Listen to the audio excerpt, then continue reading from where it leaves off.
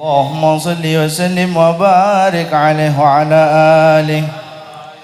وأشهد أن لا إله إلا الله وحده لا شريك له شهادة يعرف بها اللسان عما تضمنه الجنان من التصديق بها والإذعان صلى الله عليه. بها في الصدور من الإيمان قواعده وتلوح على أهل اليقين من سر ذلك الإذعان والتصديق شواهد صلى الله عليه. وأشهد أن سيدنا محمد العبد الصادق في قوله وفعله والمبلغ عن الله ما أمره بتبليغه لخلقه من فرضه ونفله صلى الله عليه. عبد أرسله الله للعالمين بشيرا ونذيرا فبلغ الرسالة وأدى الأمانة وهدى الله به من الأمة بشرا كثيرا صلى الله عليه. كان في ظلمة الجهل للمستبصرين سراجا وقمرا منيرا صلى الله عليه. أعظمها من منة تكرم الله بها على البشر اللهم صل وسلم عليه.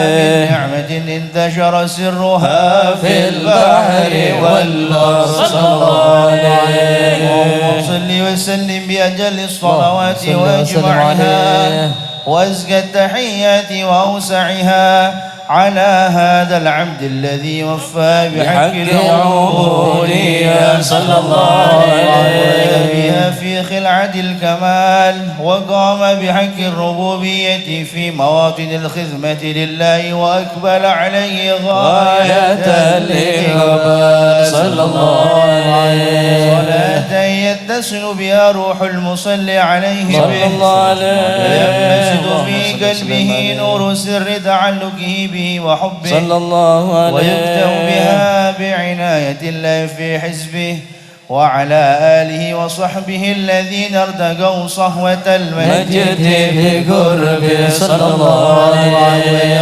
ويوضل الشرف الأصلي بوده وحبه ما عنطر الأكوان بنشر ذكراهم نسيم. اللهم صل وسلم أشرف الصلاة وتسليم على سيدنا ونبينا محمد الرؤوف الرحيم. اللهم صل وسلم وبارك